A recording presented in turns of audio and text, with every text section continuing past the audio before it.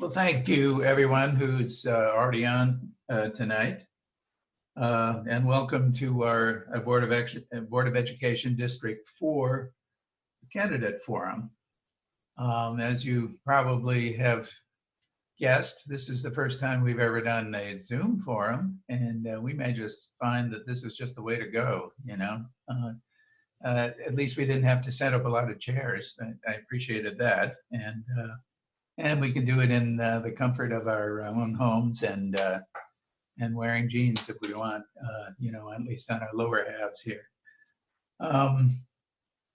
Anyway, I'm not going to say much now. I'll go through the format in a minute. But first of all, it's been our custom to begin our Progressive Cheverly meetings. And for those of you who don't know, this is kind of our regular monthly Progressive Cheverly Forum, first Thursday of every month, at least during the academic year, rain or shine. So we do have kind of a regular pattern of doing things. And one of the things we've been doing for the last year or two, I think, maybe longer than that, is to let our distinguished peace advocate and member, of course, of the organization, Joyce Lang, to open us up with a peace message. So I'm going to turn it over to Joyce, rather, for the moment. Thank you, Paul. Can you all hear me? Am I being heard? I'm just going to go ahead and read then. And this is something I think we all need during these days. And it's called Love is the Antidote. This is the beginning of great shifts for humanity and for our planet.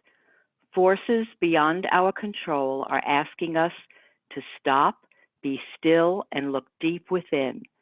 The unknowns we are facing, individually and collectively, are presenting us with an opportunity to choose how we respond. May we all choose to stay present with our hearts and remember that together we will rise. And that was from an organization called Uplift Connect, standing for unity, peace, and love in the field of transcendence. We wish everybody on the call and on Zoom good health and safety during these trying times. Thank you, Paul, and thank you, candidates, for being there, for being on this call tonight. I'm done. Well, thank you. Whoops.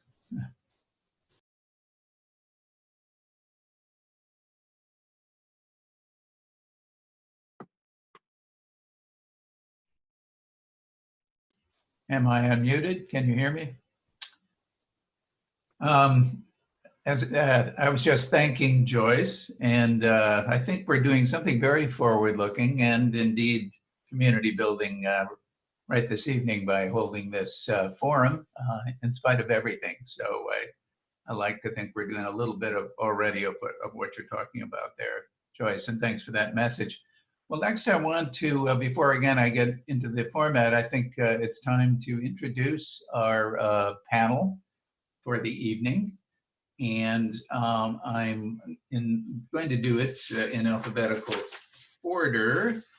And that would begin with Shayla Adams Stafford, who is somewhere on your, there she is. She's in the upper right of my screen, at least. I don't know, does everybody see the screen the same way?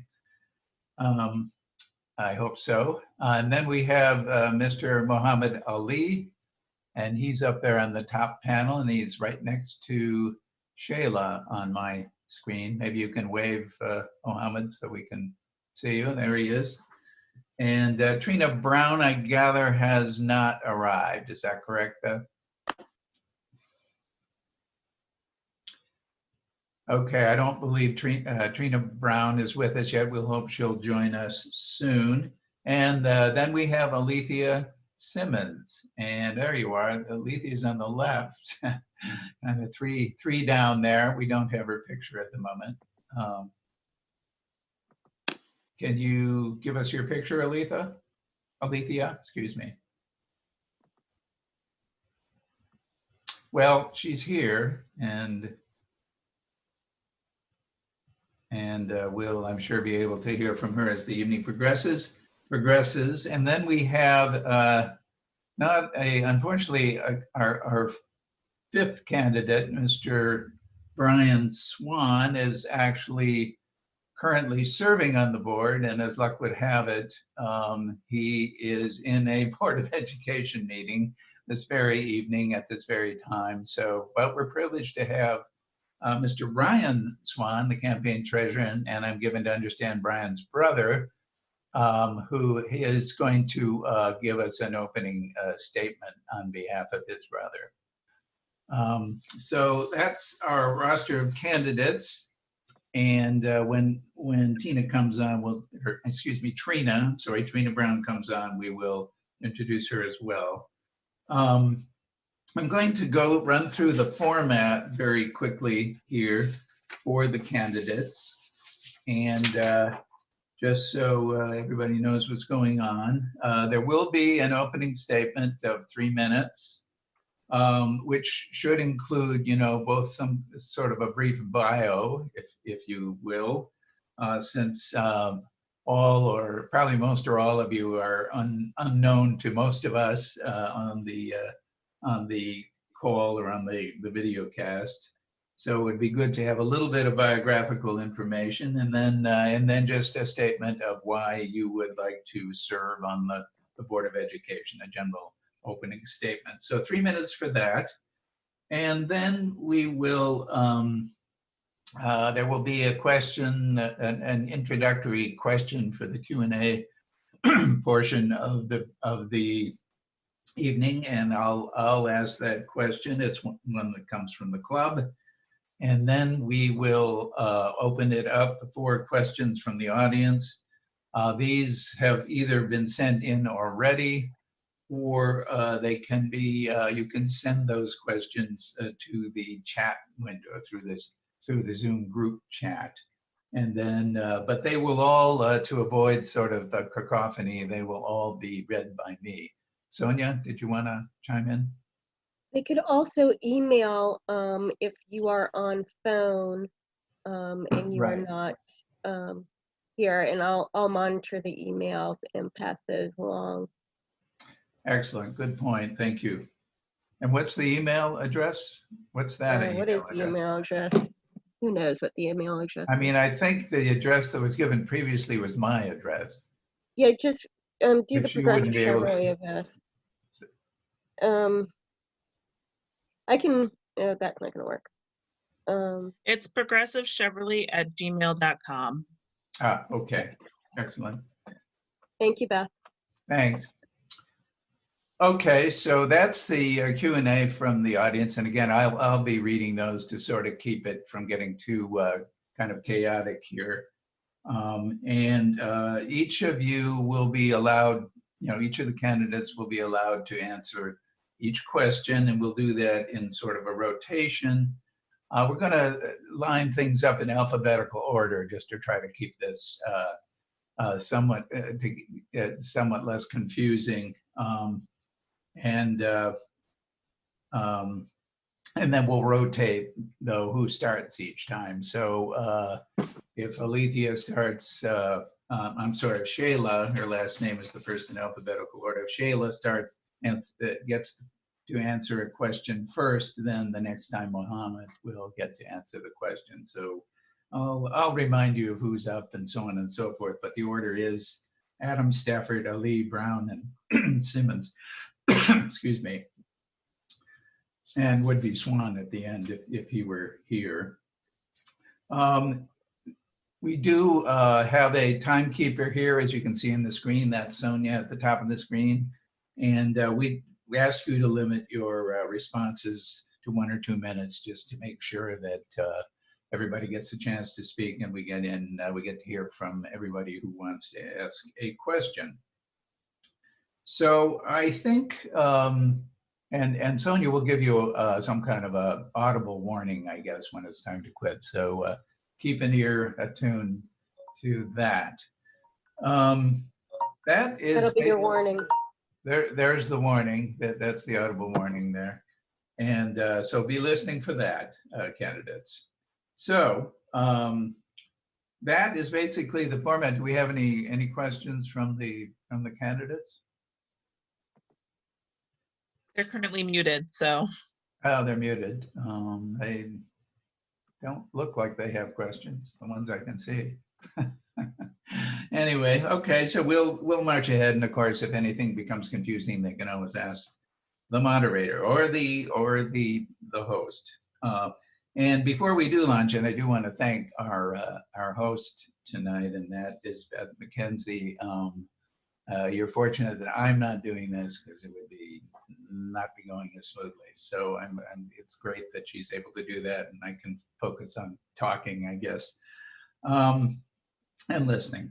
Okay, so that said, let's get going. Again, I gather Ms. Brown is not with us yet, so let's begin then with our statements from the candidates. I have randomly selected earlier who would be going first, and it, as fortune would have it, it will be our non-candidate, our campaign treasurer, and that is Mr. Swan. So go ahead, Ryan Swan. Awesome. Paul, can you hear me okay? Yes. Hey, thanks everyone. I'm Ryan Swan. So, so as a way of background, Ryan Swan was born in Cheverly, raised in Landover Hills in Glendale, Maryland. He attended Largo High School, Charles Curl Middle School, and Bladensburg Elementary, where his mother was a Prince George's County school teacher, eventually became a principal. And he really spent most of his childhood and majority of his adulthood in District 4. Currently, Brian lives in District 4 with his two sons and has two sons that are both in Prince George's County Public Schools. He's active in the community, a U.S. Marine Corps veteran, and a civil public servant.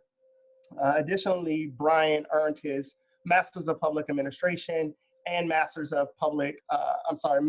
Business Administration from Harvard University and the University of Maryland, College Park, respectively. Recently, Brian was selected from a pool of highly qualified candidates by County Executive Alsel Brooks to fill the vacant District 4 Board of Education seat. And he was unanimously approved by the Prince George's County County Council after that appointment. Since then, Brian has visited several schools in the district, meeting with parents, teachers, parents, and really assessing the many challenges that each school is facing, and working with various stakeholders to bring about solutions. Moreover, he's made it his personal goal to meet with PTAs, attend county meetings in order to increase engagement and transparency that District 4 residents deeply deserve. Prior to serving on the Board of Education, Brian worked in the White House during the Obama administration, the U.S. Department of Defense, the private sector, and is currently a deputy director at the United States Department of Treasury. Brian has a history of service, and his background in financial management uniquely qualifies him to oversee our education budget and to make our schools successful. So now what I would like to read is a statement from Brian. Good evening, Progressive Cheverly. I hope everything is well through this trying time. Thank you for the invitation to participate in your school board forum. As many of you know, I'm a big believer in advocacy and engagement, so I sincerely thank you for hosting such an event. As you can imagine, during this trying time, we need servants on the front line providing leadership. As a Marine Corps combat veteran and a Harvard University alum, I'm honored to be a servant leader for Cheverly, focused on engagement and accountability for results. Recently, I've been on the front line at schools supporting our families and staff during the food and laptop distributions. Currently, I'm serving our community in my official duty at the Board of Education meeting happening at the same time as this meeting.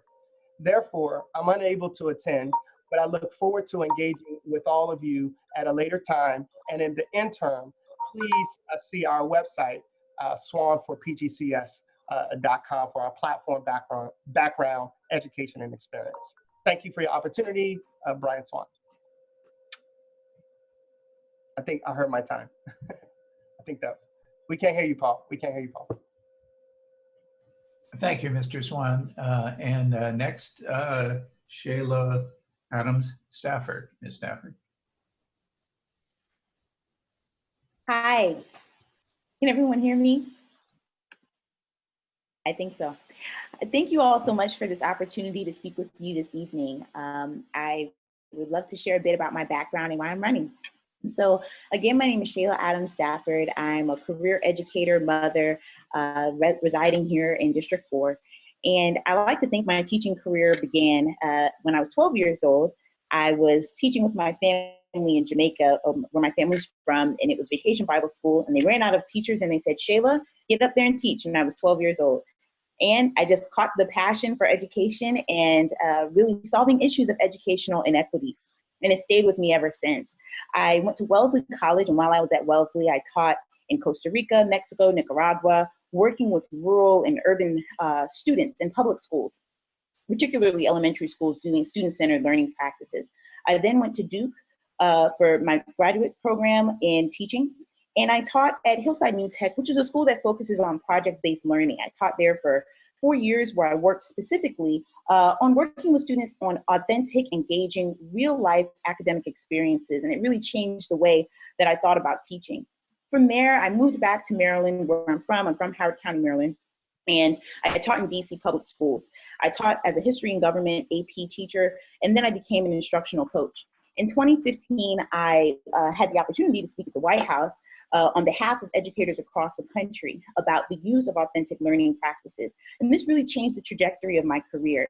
At that point, I then began traveling around the country and around the world, training teachers in project-based learning. And it's been an awesome experience to go to school districts, work with administrators, work with teachers on the ground level, understanding what their challenges are and how we can make sure that all students have equal opportunities for success.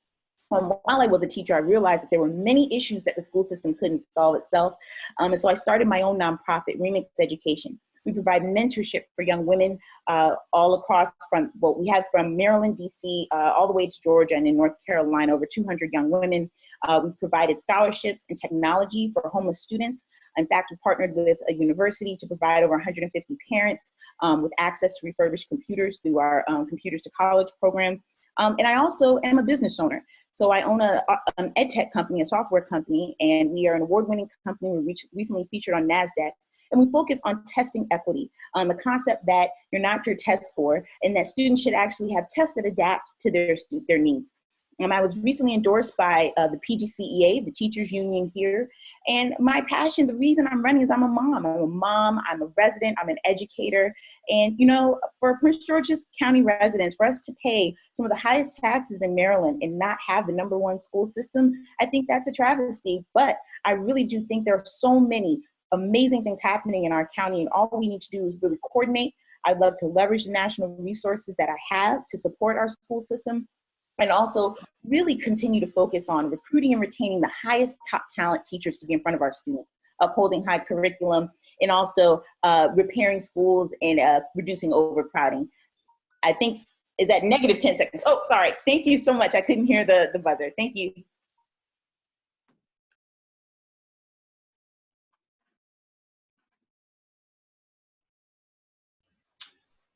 Well, thank you, Ms. Adams Stafford. And now let's hear from Mr. Muhammad Ali.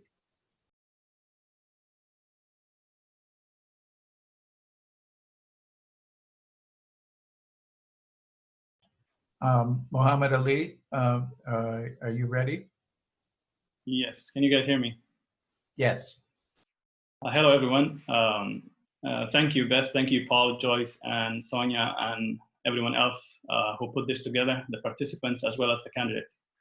I want to tell you why I'm running and what is my vision for the Education Board of District 4 and how we should address these challenging times as we lead into some more substantive discussion of many of the issues that are near and dear to the hearts of people who care about the success of our children in public school. I'm running for the Education Board of District 4 because I believe the person who will represent our district must provide credible leadership based on experience and must have a sustained vision on how we are going to address the needs of the students, parents, and teachers in coming months and years ahead. And I believe I'm that person. We are going through a challenging times, and the job of the Education Board has gotten more challenging. And it's not just a stepping stone for political career, and thus the board member must work harder with the stakeholders, specifically with the community and other elected officials who have a say in the improvement of the public education of our county, in our district. And let me tell you that I've spent over 20 years in education at all levels. I started as a tutor from Prince George's Community College while I was in school. I have taught over 3,000 students in private and public schools. I was teaching math and science at Washington McLaughlin Christian School up here in New Hampshire Avenue. I have taught the high schools, the CMITs, and I've been teaching at PGU Community College over 18 years, almost 3 of which I have been a full professor. I teach math and computer science there. I did my bachelor's, master's in computer science and computer systems management, respectively, at UMUC. I also did my doctorate education in leadership and administration at Morgan State University. We have looked at the research about contemporary issues that face the education system in general, budgeting, and student of color. Therefore, vote for Muhammad Ali, who will bring you transparency, working hard on finding the achievement gap, better budget priority, and better engagement for all stakeholders. And that's it. Thank you. Well, thank you, Mr. Ali. I gather Trina Brown has not joined the call. Is that correct? Hearing nothing to dissuade me of that, let's proceed then with Alethea Simmons. Alethea? Good afternoon, good evening, and thank you all for the opportunity to come and to join you on this evening. Sorry that you can't see my picture, but my camera wouldn't come up. But just to share just a little bit about myself, my education and professional background goes back about 40 years as a student, educator, district leader, and a minister within the public school system and community private settings, making me really uniquely qualified to be part of the Board of Education team. I started years ago as a graduate from the DC Teachers College in Washington, DC, where I received my BS in elementary education.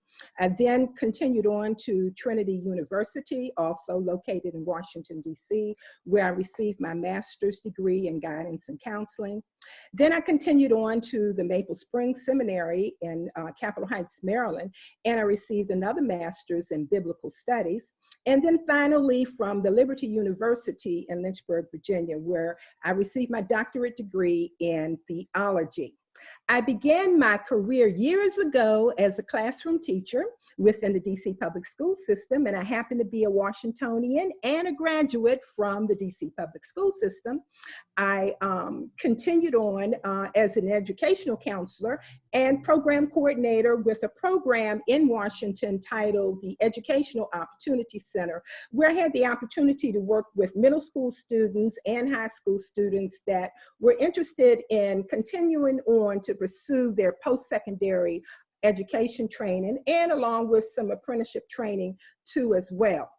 I tell people that I kind of left one setting and went to another setting, which was that of the DC Department of Corrections, where I had the opportunity to work with thousands of incarcerated men and women as a teacher, a counselor, a principal, a training development specialist, a special assistant to the assistant director of the Department of Corrections. And I finalized my career path with them as an administrator for educational services, where we were basically responsible for probably in the area of maybe 20,000 men and women, not only incarcerated within our DC system, but those who had been transferred to other facilities around the country. I then retired early, stepped out early to come into full-time ministry. So over the past 20 years, I've been an ordained minister, the position which I presently hold at this present time. Over the past 10 years, I've had the opportunity to be a substitute teacher within the Prince George's County public schools, basically in Ward 4 and 5, all areas and levels from kindergarten all the way up through the 12th grade.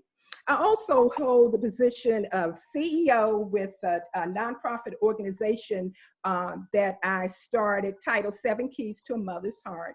And I just want to be a voice that articulates the heart of the younger generation. I know I'm over my time along with teachers, staff, and parents, therefore serving as a PG substitute teacher, as well as the DC retired educator, minister, and a mother of a District 4 high school graduate, and presently a grandmother of a Prince George's County middle school student.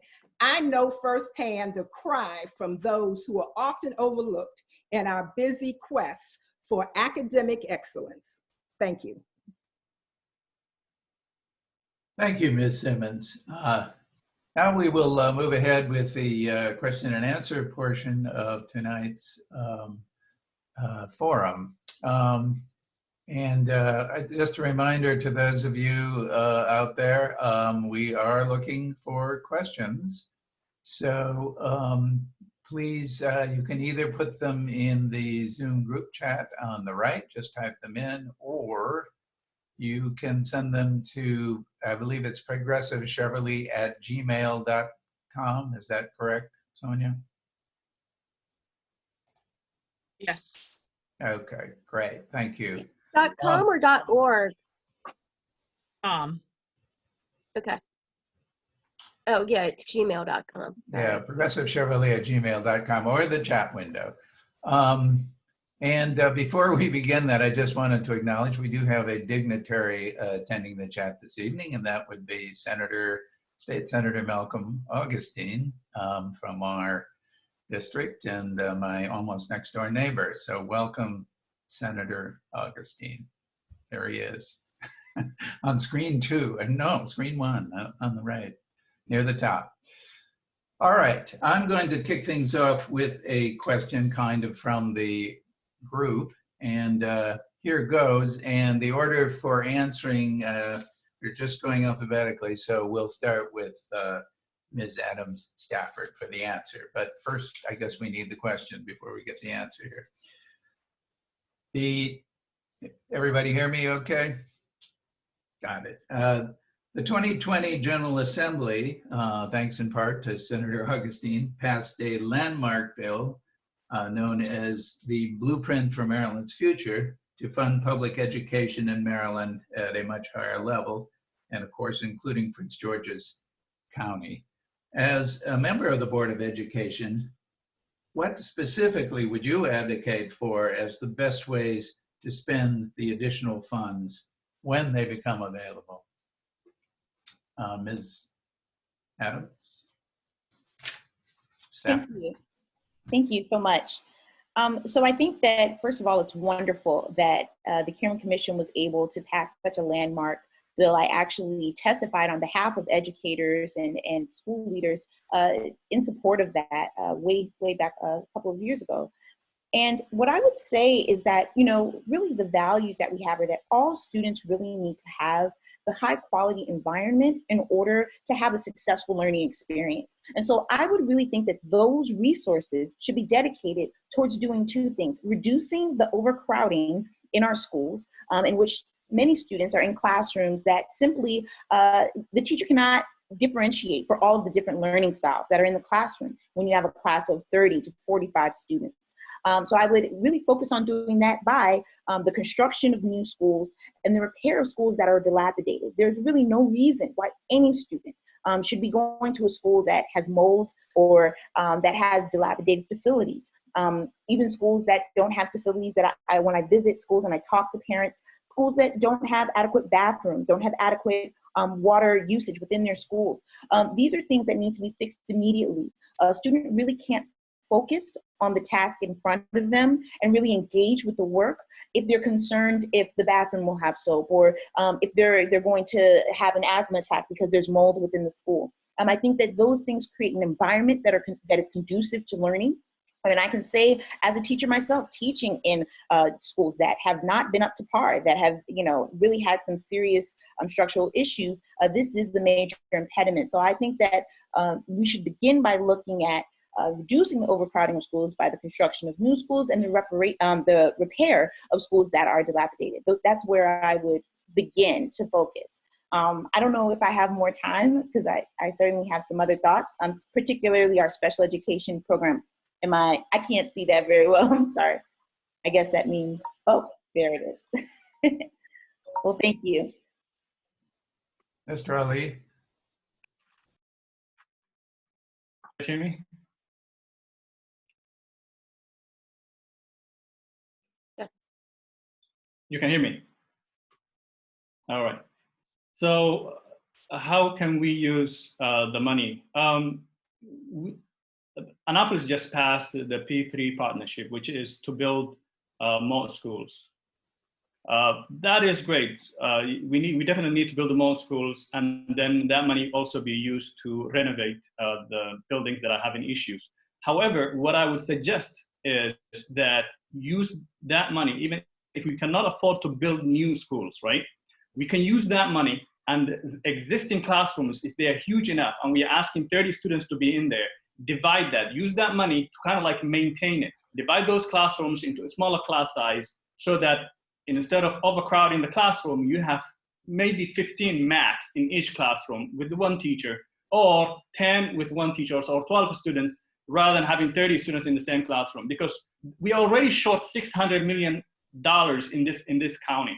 Therefore, what are we doing? What are we doing the people that are supposed to be representing us in the county? What are we doing the people that are supposed to be speaking at the Board of Education?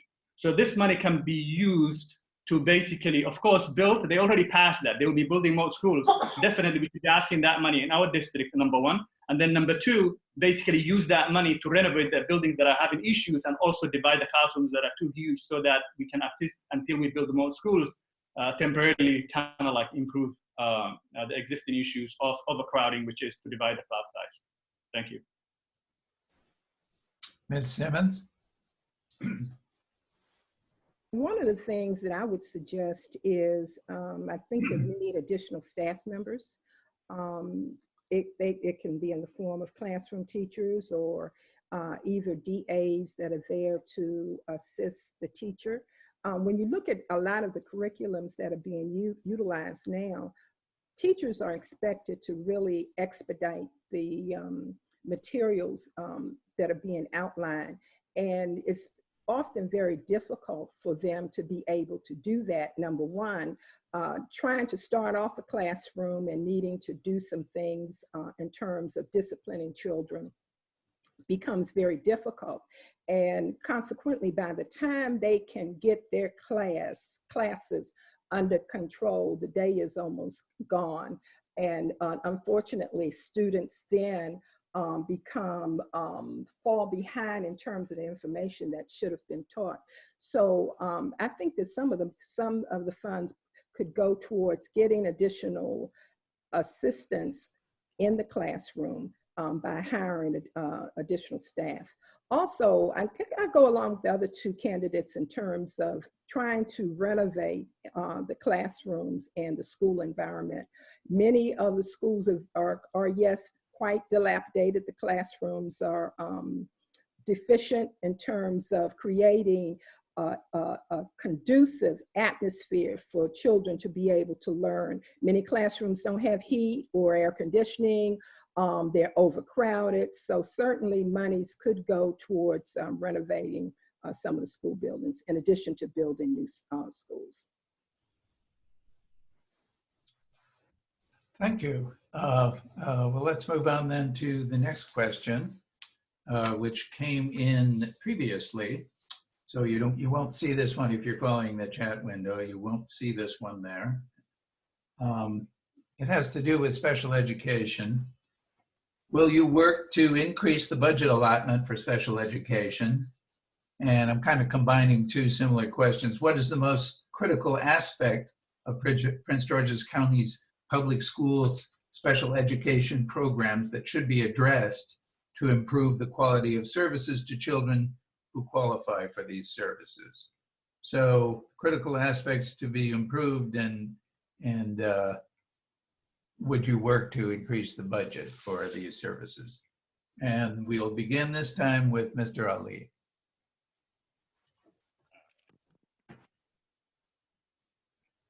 Can you guys hear me? Excellent. So the money, yes, definitely we should use with the special education in terms of whether it's a disability or whether it's working with the parents that are having these issues. I have worked with special education children from the school, especially at the college right now, where normally they send with somebody who actually kind of like if they need help as far as taking notes for them, if they need somebody to kind of record it for them, somebody that kind of guides them around. So we already have a system in place at the college, and we work with them, and they know that we have been trained, we have had trainings on how we work with them. But then again, in terms of putting more money in, yes, we should be putting more money in as far as helping the parents of these children, how they should cope with it, calling them, checking out, giving them content that are online, that are virtual, they can access, and how they can basically improve their lives. So the schools should be cognizant of the issues that exist and should not be ignoring it. And we should put more money in helping these students. They are part of the community, and we should be supporting them. A community that doesn't support their weak is not a good community. So we should definitely be putting more money in, and it's our concern for us to be basically an advocate for them. Thank you. Ms. Simmons? Recommend additional staff members. Having worked with the special education population over the past 10 years, that's one of the areas that I have truly seen as being a deficit with having enough staff members. What's happening now is the population is really increasing. And as the population increases, the staff is not increasing. And so your ratio has, really increased, and it's really difficult for the special educator to complete all of the necessary requirements that may be outlined within a person's IEP because the classroom sizes are just too long. Just too great in terms of numbers. And then the staff that are assigned, your DAs and all, I think that they also need to have more extensive and intense training so that they're able to really, really work effectively with this population. Thank you. Ms. Adams Stafford? Yes, thank you for this question. Yes, I do agree that money should be added to support students with disabilities. And I think that one of the main things that we need to focus on is compliance. What is happening that so many students that are special education are not receiving the services that are required by law? I would first implement a countywide internal audit to determine what is happening in that classroom or at that school building or at the district level that are preventing students from receiving the services that they absolutely need in order to be successful once they graduate. I would also say that this is really an issue of equity. If you look at test scores, students with disabilities are really, we can see wide disparities in their ability to become on grade level. And so what that really comes down to is equipping and arming educators with the appropriate training so that they'll be able to use specific skills that can support special education students at the classroom level. Right now, we're using distance learning, and so many special education students have to have person-to-person contact. Their IEPs will not be able to be filled by using distance and remote learning. So how are we going to ensure that if we have another crisis, or if we have to move to remote learning in other areas, that we will be able to support all students so that they can achieve their education plan? And so I would honestly say to begin, with compliance and really looking at it at an in-depth level to find out where are the bright spots, where are special education students really thriving and soaring, and then where are some areas where we need to support our students and families. And I think teacher training is one of those major ways we can do that. Thank you. Next question. This year, advocates brought forward a proposal to run a pilot program to provide training for our educators to be welcoming to our LGBTQ students, families, faculty, and staff. Would you support this program and work with the community to expand it? And we'll begin this time with Ms. Simmons. Well, one of my concerns is just being equitable across the board. And in terms of pulling out a specific population, that would, somewhat go against what I want everybody to be able, no matter what your beliefs are, to be able to receive whatever necessary training is necessary in order for us to continue to build up what is needed within our whole academic arena. Thank you, Ms. Adams Stafford. Yes, I would be in full support of a program that would support our LGBTQ students. I think that oftentimes this particular group of students face a lot of bullying from their peers and even from adults within the building. And I have seen it firsthand. And many of the young women that have been members of my program have had issues talking to their parents, talking to school members, and really dealing with coming into their own. And so I do think that this community of students certainly needs support. They need to know that they are loved when they walk in that school building, that they don't need to harm themselves and that no one is going to harm them, because they really cannot focus again on these conditions for learning. They begin with having a warm community, and having a warm community that supports you is vital to student success. And so I would absolutely support a program like this. I have supported programs like this. And I think that this is needed, especially for students that are LGBTQ. Thank you, Mr. Ali. You can hear me? So definitely. I mean, I'm a teacher. I've taught all levels. I see all types of students, and they are my students. And we're talking about children here of K-12.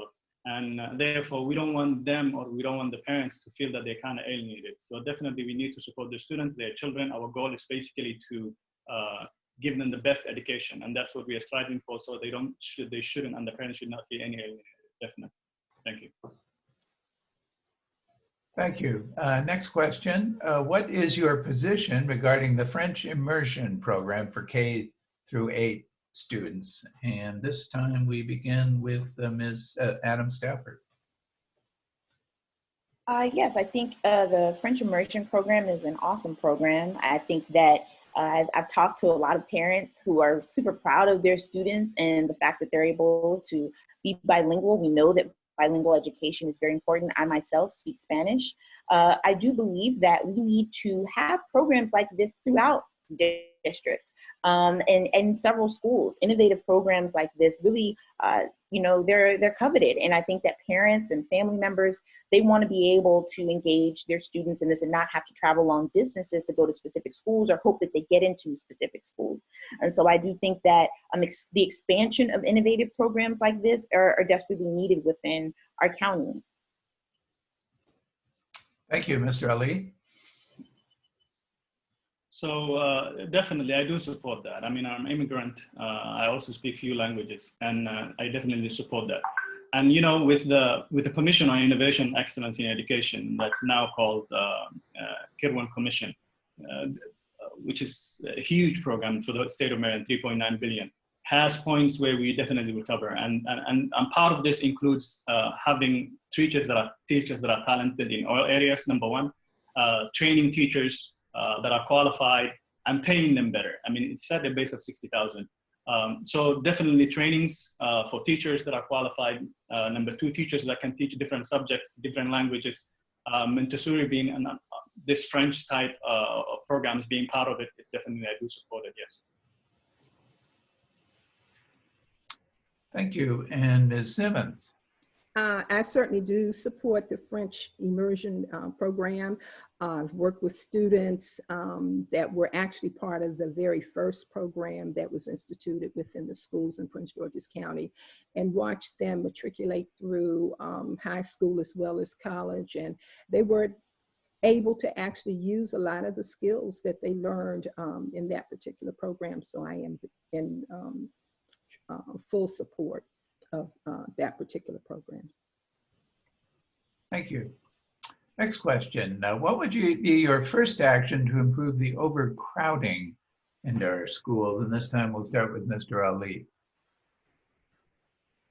So the overcrowding, I kind of went over earlier in the beginning. Number one is build more schools. Number two, if we cannot build more schools as fast as possible, then use part of that money to basically renovate the existing buildings. Because some classrooms you see, they're too huge. It's like, what do they plan for this? Like 40 students, 50 students? Reduce that in half. So at least we can reduce that, number one. Sometimes we use some of the teachers as subs to kind of like help the teachers. Instead, we should be hiring more people, because part of this money, $3.9 billion, is to be used for teacher training and better pay. So hire more teachers that are more qualified, or train them the best students. We don't have to necessarily keep every teacher that's there.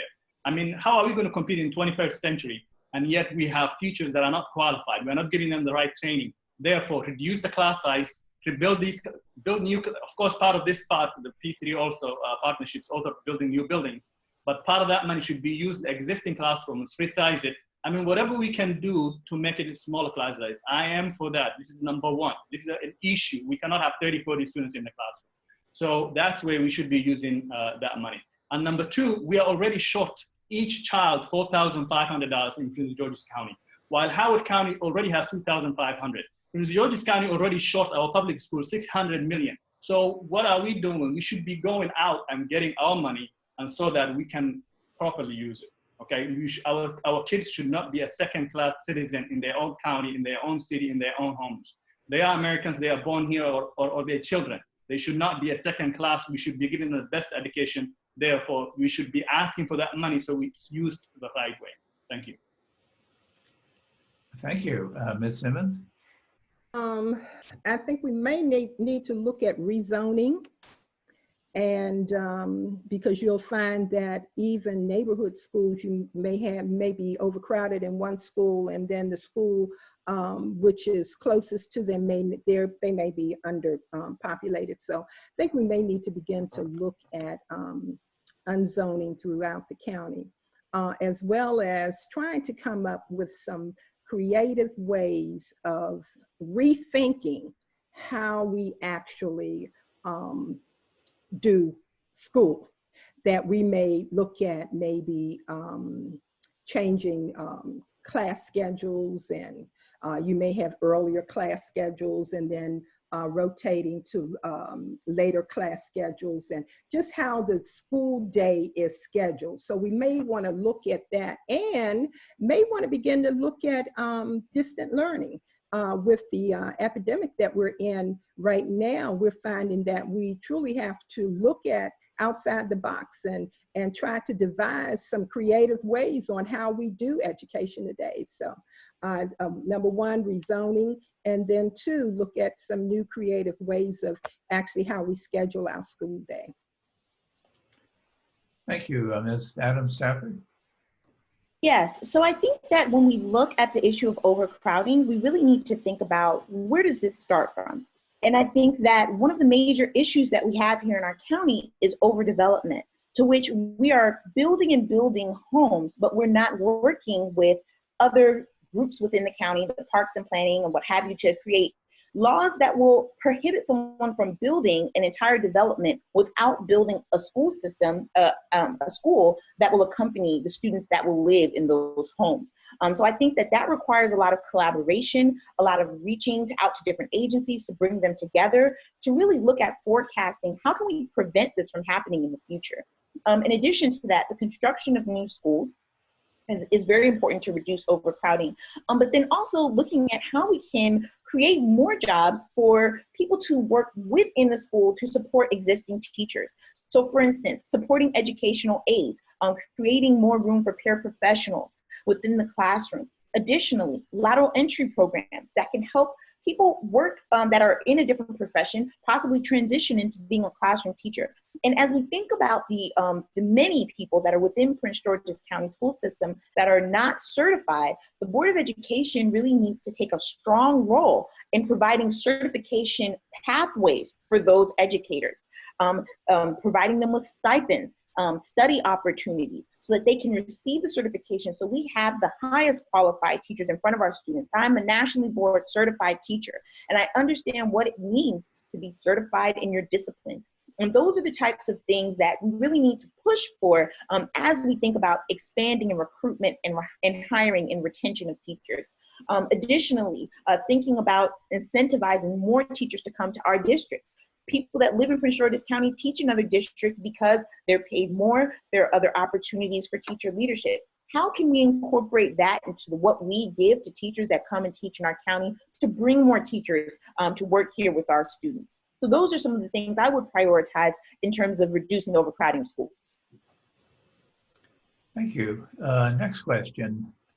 The current coronavirus crisis is making obvious huge equity gaps in the district. How do you plan to address these gaps? And we start with Ms. Simmons.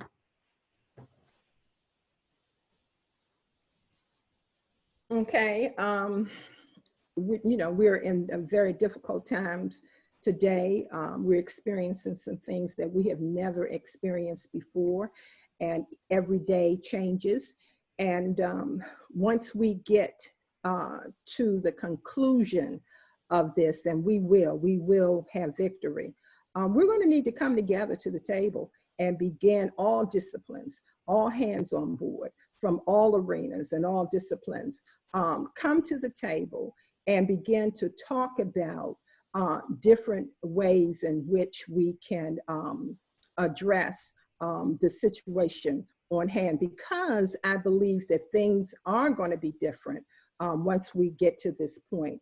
And so my recommendation would be to try to bring together all of the different disciplines, being school administrators and teachers and even students, as well as parents and community leaders, private industry, as well as small businesses, but bringing all of the different disciplines to the table for discussion to see where do we go from here. And it will have to be a collaborative effort. Thank you, Ms. Adams Stafford. Right now, what we're seeing is an issue of educational inequity on many fronts. So if we begin to talk about access to technology nationwide, 14% of school-age children do not have access to high-speed internet. This is a major issue because some students are using computing devices that are like mobile technology. They're using tablets. Without access to high-speed internet, they're unable to do their homework. They're unable to communicate with their peers and with their classmates. Additionally, having access to those computing devices, we're seeing having to disperse laptops because many students are not able to use a computing device within their home. Additionally, we're seeing inequity when it comes to how we're supporting students that are furthest away from opportunity, our students in our special needs population, and how we're preparing for remote learning to make sure that we're fulfilling what we're legally required to do. So I have a few thoughts on this. One thing that I've done particularly, I have been very focused on providing students with technology. Through my nonprofit, I partnered with the university to provide over 150 students with refurbished computers. I work with homeless students. I see with my own eyes how students have to stay at school until 7 at night and take unsafe passages home because they don't have access to technology. And so what I would want to do is every student that qualifies for free and reduced lunch should have access to a computing device provided by the school district, and also they should have access to a hotspot.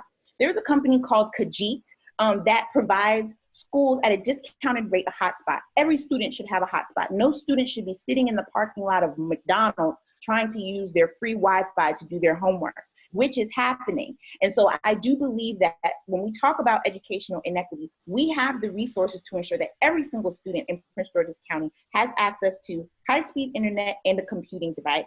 And we need to work with our special education program to prepare for how do we do distance learning for our special needs students.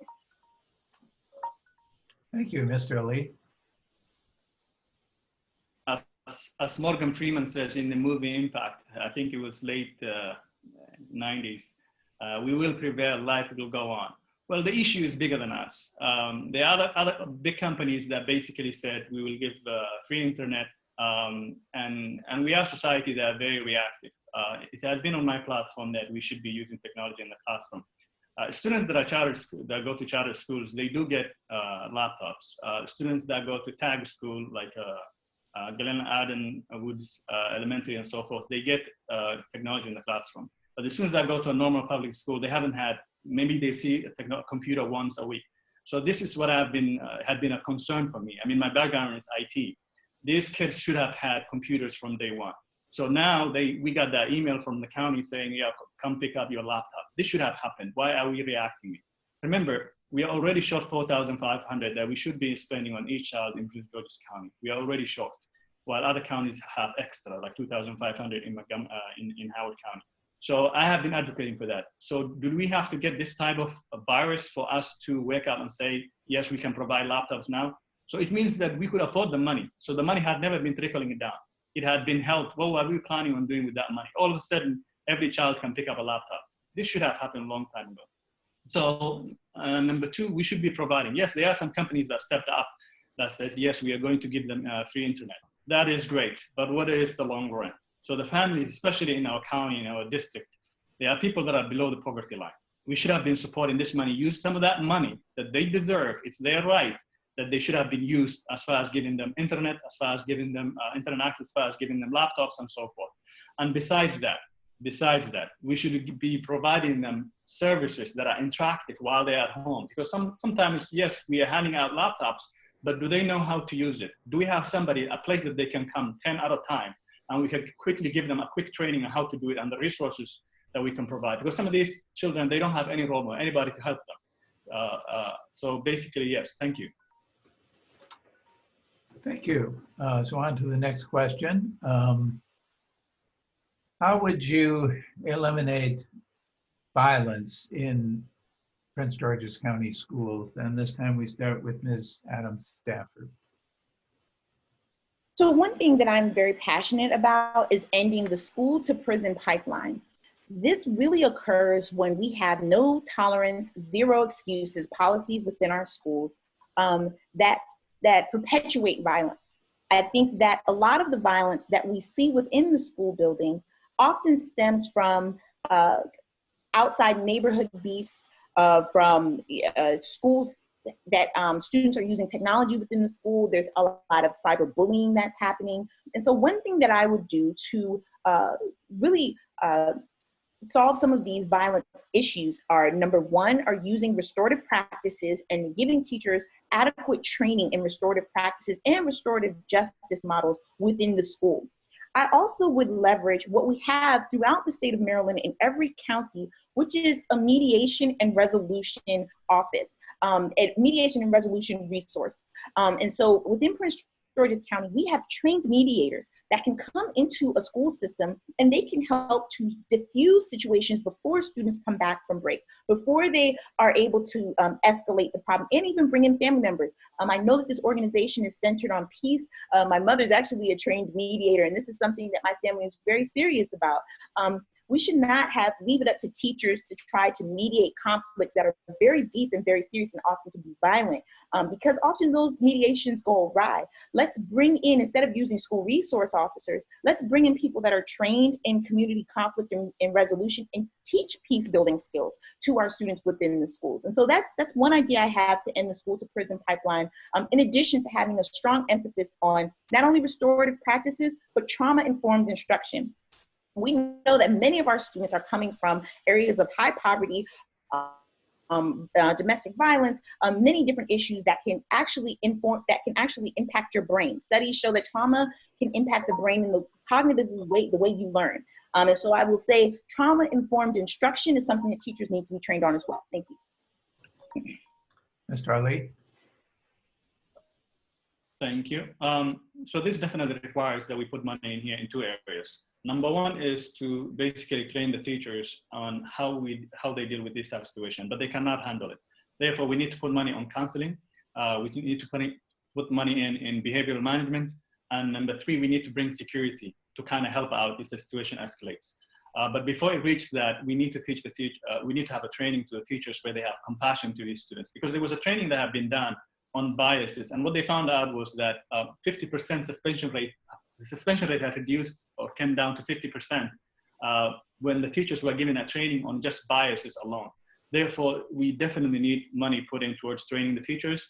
Number two, like I said, hire counselors, behavioral managers, and then three, hire security personnel. That will definitely help. Thank you. Ms. Simmons? All hands on board. I think that we need to begin to try to bring in all of the different entities in for conversation, and just begin to have some open dialogue and discussions to find out exactly what's going on in our communities and what's going on directly within our schools. A lot of the things that you see happening in the school are spillover from what's going on in the community and what's going on within the families and within the home environment. And so as you begin to bring in the different disciplines from all the different areas and begin having conversations to see how some of these concerns and issues certainly can be addressed. The school cannot solely do it by themselves. And so they need all of the other outside influences and organizations to come in and assist in this matter. Thank you, panel. Next question. What kind of financial management experience does each of you have to oversee $1 billion budget that would come from Kirwan? Kirwan, of course, being the major legislative initiative, or another name for that is providing money to the schools. Maybe not $1 billion here, but a lot. And that is Mr. Ali. All right. I have not managed $1 billion, but everything starts with the basics, right? So I'm the type of person, if I don't have the money, I will not buy it. So if I have $1,000 that buys me a beat up car, then I'll buy the beat up car. If I have 80K buys me a house that's beat up, I'll buy that. So we definitely, it starts with that basics. So I did manage my life very well. I don't have any loan. Everything I was able to buy cash. And working like a slave, 3 jobs, 4 jobs to basically support it. So it hasn't been easy. So as far as managing public money, I'll be dealing the same way. Basically using that money the right way, where if we don't have it, we don't spend it. And if it's their right for the child, if every child requires that they get their money, they will get it on what they need to use it, rather than basically holding it and then releasing it last minute. Right now, we are not managing the money well. It never trickles down. We are paying the top level, basically most of the money, and then the teachers are getting pennies. And then we are expecting them to do everything. At the end of the day, we're asking the teachers basically kind of like supplement their own money to kind of need basic resources in the classroom. So even though I haven't managed $1 billion, but I know how to manage money. And it doesn't have to be $1 billion, somebody who has managed $1 billion. It just knows basic additional, what is 1 + 1. And that's what it requires. It doesn't have to be $1 billion. And I'm very well know how I've managed my life, and I'll definitely, I know how to manage others. Thank you. Ms. Simmons? I haven't managed $1 billion budget either, but initially I taught math. I have been a tax consultant for in the area of around 25 years.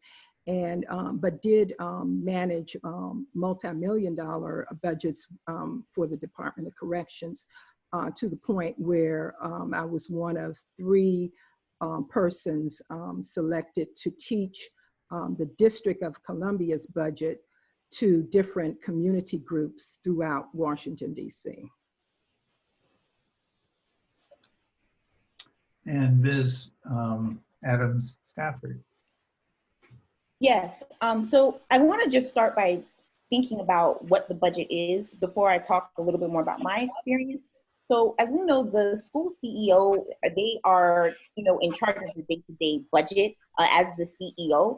But really what the Board of Education is tasked with is holding the CEO and the school system accountable for the values that we've set forth. And so what I view our work, in addition to overseeing this budget, is to ensure that it lines up with the values that we've set forth that are best for children. If we see that there's top-heavy spending on salaries in the central office, we can tell that that money could be better repurposed and used within classrooms that are overcrowded to possibly hire some of these paraprofessionals or educational aides to support students with remediation and reading specialists and math specialists to support them in getting on grade level.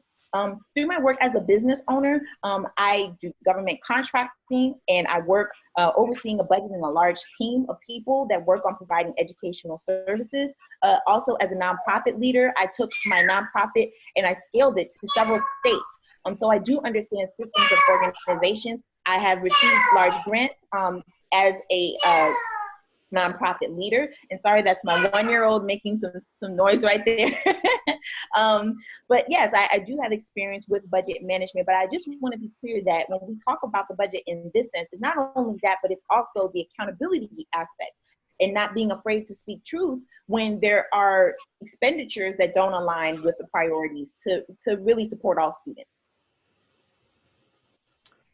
Thank you. I'm kind of scrolling through questions to try to pick out those at this time that we're on topics that we probably haven't covered much, or you haven't had much opportunity to address. And here's one I think that fits that category. How do you feel about community-based schools, and do you believe they could be beneficial in our county? And we'll start with Ms. Simmons. I am in favor of community-based schools, and I do feel that they would be beneficial in our county. Unfortunately, many children wake up in the morning by themselves, and their parents are either gone to work or they're just there asleep or whatever. And this would give those students an opportunity to get a good start off in the morning with breakfasts and other services, and then going on through to the end of the day. Some students are latchkey kids, and they don't even see their parents probably until the next morning or maybe later on during the evening. So to be able to be in an environment where they're able to receive additional assistance with their schoolwork along with meals would be quite beneficial for them. So yes, I am in favor of the community Ms. Adam Stafford. school. Yes, through my nonprofit, we currently have one of our mentoring programs partnered at a community. Oh, can you hear me? I'm sorry, I'm muted. Okay, I'm sorry. We're currently partnered with a community school in Washington, D.C. And I will say the purpose of community schools are to provide wraparound services for students so that it becomes a one-stop shop for social services, for housing help, for mental and psychological support for parents, for physical activity. This includes keeping the schoolhouse open later, having community partners work hand in hand with the school to provide services for families all year round. And what we know is that this is actually very important in thinking about how do we reduce absenteeism. Community schools are proven to reduce absenteeism to support students in their academic performance. And so what I would say is, of course, I'm 100% in support of community schools, providing those wraparound services for not just the child, but also the families, and really thinking about whole child development. And that's really what community schools can do. Mr. Ali? Yes, I do support it. I mean, in this district, we have over 20% Latinos, and then you have over 10% of other immigrants that definitely need the support of the county with this money. And the state already allocated money with this Kirwan Commission, over 3.9 billion. Number 4 is basically establishing more community schools and additional services for students and their families. And I'm happy that they actually did that, and I definitely support that and for it. Thank you. Okay. Next question. What have each of you done so far in your campaign to engage schools, teachers, and PTAs in District 4. District 4. And I'm sorry, start with Ms. Adams Stafford.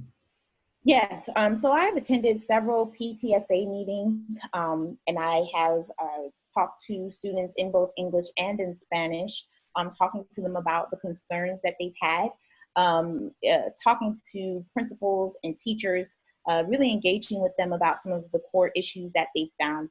I also have had the opportunity to speak with community members door to door before we've had to end that, talking to community members on the phone, and really documenting and listening and trying to really understand what are the core issues that our residents face here.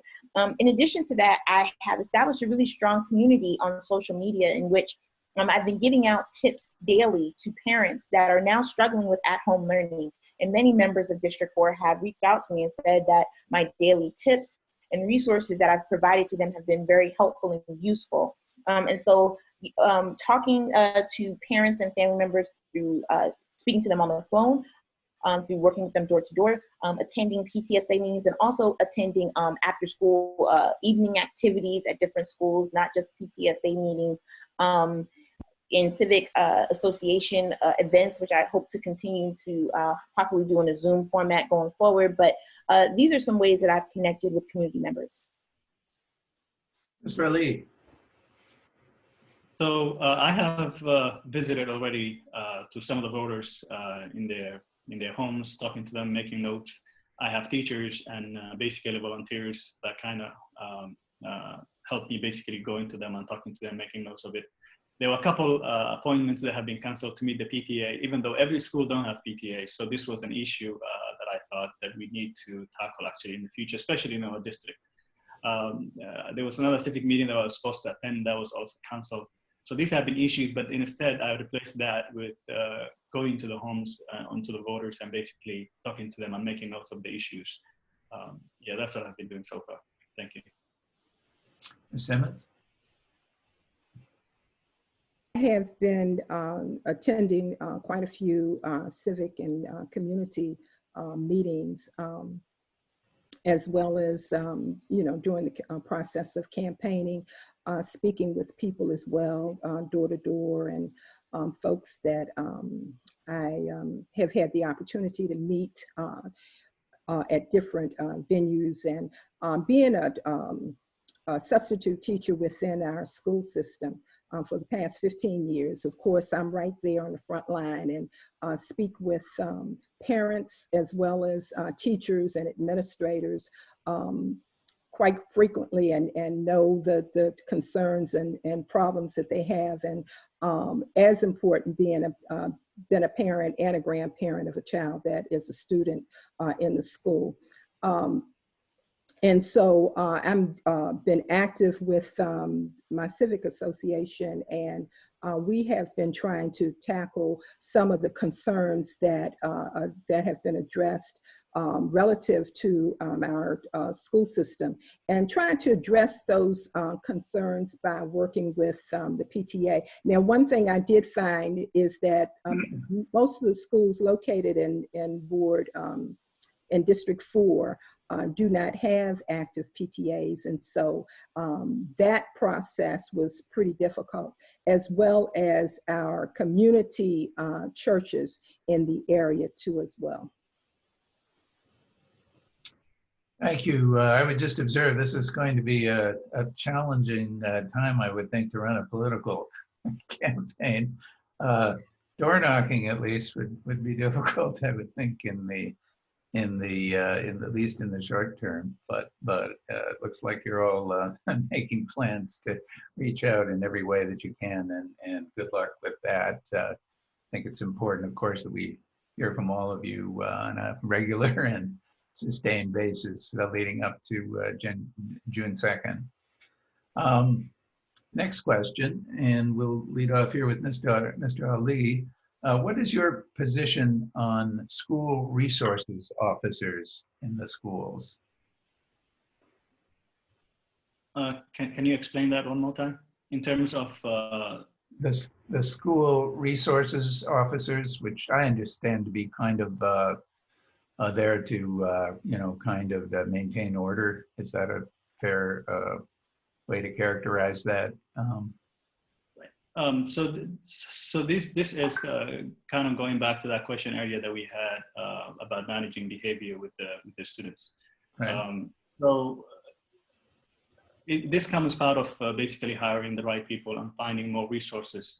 It's not enough right now what we have at schools in terms of, and sometimes it seems like some of these resources have not been trained well enough. We're just looking for somebody who's looking for a job, and we're putting them in the position sometimes, or sometimes even though they have been trained, but they didn't have enough training. So we should definitely put more money into this and basically train them people that they can relate to. And this just doesn't stop just at the resources alone, but also the teachers. There have been multiple studies that have shown that, especially starting from the 8th grade on, that we should be hiring people that the students can relate to.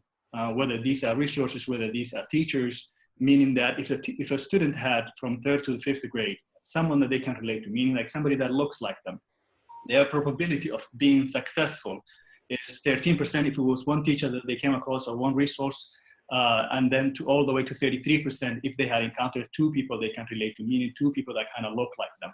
So definitely we need to find the right training, the right people being these resources that are able to help.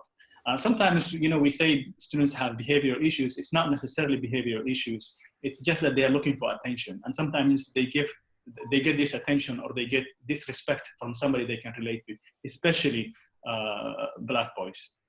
Thank you. Next is Ms. Simmons. Okay, resource teachers. I'm not quite familiar with that term, but based on how you defined it. First of all, if you have one person that is a resource teacher, they're already overwhelmed with disciplinary problems within a school.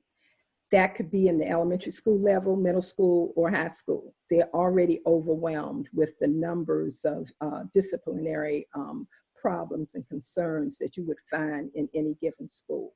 So in addition to that, I would think that this person would not be the sole person responsible for trying to handle discipline problems. It stems back from the classroom teacher. It could be the management or administration of the school. And in most instances, it stems back to the home, the parents. And so, again, if a school does have a person that is identified as a resource teacher, I've not come across any in the many different schools that I've worked in, but certainly it would be necessary and needed. And I am in favor of this position as being one position necessary in order to control the disciplinary concerns within any given school. Member Swan, Mr. Brian Swan, I think has joined the conversation here. And I'm not sure whether you heard the question, but I'd like to give you the opportunity now to address it. Mr. Swan, can you hear me? There you are. Yes. Oh, there you go. Can you guys hear me now? You've been unmuted. Did you hear the question? I did hear the question. Bryce, go sit down, son. Sorry, guys. That was my youngest, Bryce. I did hear the question. Good evening, everyone. Brian Swan. Sorry that I wasn't able to get on at time. I believe my twin brother and treasurer read a statement for me because there was a board meeting happening at the same time. But that wrapped up, and I was able to jump on right after and just kind of I'm here. So thank you for giving me the opportunity to still jump in and answer some questions. So resource officers are actually not teachers. Resource officers are actually kind of like, if you would, I wouldn't call them security guards. These are police officers or individuals that have the ability to detain a student in the event of an issue. Resource officers, I think, are very important in keeping our schools safe. I agree that they need to be a part of the community. They shouldn't be looked at as the police, quote unquote, in the school. Their job is to help keep a safe environment, but do it in a manner that that is conducive to a community of a school. So I'll be honest, in my short tenure so far as school board member for District 4, I think I've visited at least, I want to say, a dozen schools during the day and to see what's going on in schools. I walk with principals. I walk with the resource officers.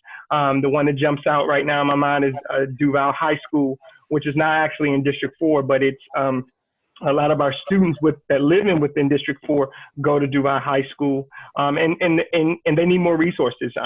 These individuals are asked to help protect and monitor, and with all the things that have happened in some of the schools around the country over the last few years, it's really a challenging job to have 3 people to help protect, 2,000 people, 2,000 students, in some high schools. So I think we need to look at we need to look at that. But they're such a critical part of keeping our schools safe. But they need to do it in a manner that brings that community atmosphere, and not just being a police officer, in uniform with a weapon. Is not their purpose. They're really safety as a community, and they help in that sense. And then we, for your benefit, Mr. Swan, since you weren't here at the beginning, we're just going in alphabetical order with the responses, and this time started with Mr. Ali. So Ms. Adams Stafford will get the last chance to respond to this question. So I think that school resource officers are important to maintaining the safety and security of a school. However, they can also contribute to exacerbating the school to prison pipeline by over-policing students.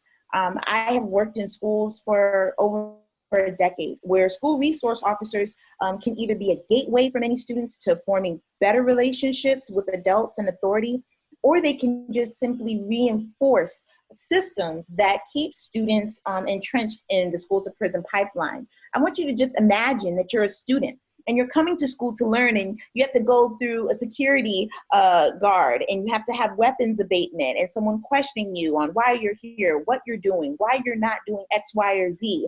These types of things throughout the day, they cause trauma for our students. When a police officer or a school resource officer is coming to a classroom to retrieve a cell phone, these are classroom management issues that should be handled before they elevate to a school resource officer. So what my thought is that we need to have better training for our school resource officers on trauma-informed instruction. But not only that, we need to support teachers with classroom management skills. This is something that I train teachers on throughout the country, and how to de-escalate issues before we have to alert the administration and before we have to escalate the issue.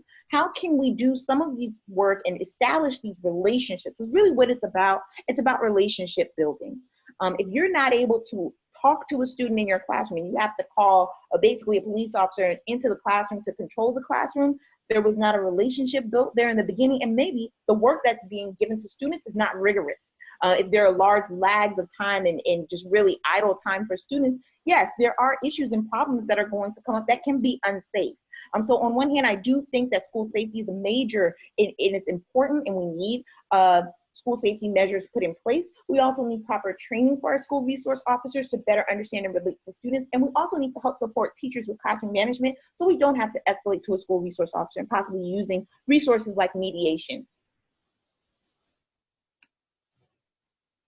Thank you. Next question, and we'll begin this time with Ms. Simmons. How would you address the mental health of staff so that teachers are trained to work with children who suffer from mental health issues? So it's really about, sorry, I was a little caught up in the in the syntax of this question. So the question is really about how teachers are trained to work with children who suffer from mental health. Ms. Simmons. Okay, well, one of the first things is that you really need to make sure that the lines of communication are open and remain open through meetings and discussions, as well as I would foresee some type of training that would prepare teachers to be able to handle the mental health issues, and along with having staff too that they're in the school to whom you could refer extreme cases to. Mr. Swan.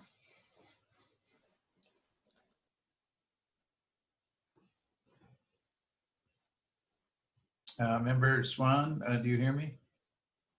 Can you hear me? Yes. Got it. Okay. Sorry about that. I think I was hitting unmute and then it was saying I was muted back. So as it relates to teachers with mental health, first thing I'll say is that we don't have enough mental health professionals in the building. I mean, this goes back to a resource question. I think it really stems from a resource question and being able, and I heard a little bit of the conversation about being able to manage $1 billion. And let's just be clear, the Prince George's County Public School budget is $2.3 billion as it is today.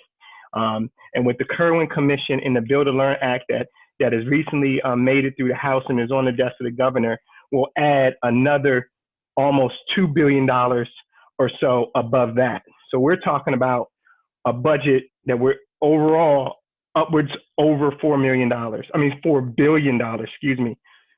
I think one of the issues with mental health is that, one, our schools are overcrowded. We have classroom sizes that are way too large.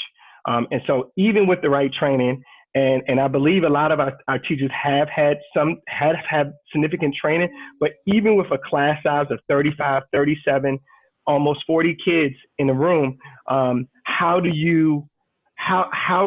we depend on our teachers to handle such an important topic as mental health issues in that type of environment? So we got to get those classroom sizes down, right? We got to get more mental health professionals in our buildings. Right now, the ratio is about 1 mental professional to over 1,000 kids. There are schools, and this is from firsthand knowledge that I am helping advocate for, and I am seeing firsthand as like I mentioned, toured and went to schools, set with principals about their challenges within the building. You have schools that share counselors and share school psychologists. And so it's really about getting those individuals. It's about hiring the appropriate appropriate staff, being competitive. It's a tremendous challenge. I'll tell you, I've sat down with the HR folks in the county. I see the clock, thanks. So to answer your question, it's a resource issue. I think it's about managing the resources to lower the classroom size, increase the number of mental health professionals we need in the school buildings. And my last point is to make sure that we are accounting for the bilingual needs that we need across the county, because we don't have those type of professionals right now, and our students need that. Thank you. Ms. Adams Stafford. I just want the question one more time for me. I just want to make sure that I answer it adequately. Oh, sure. Yes. I'm scrolling back to it here.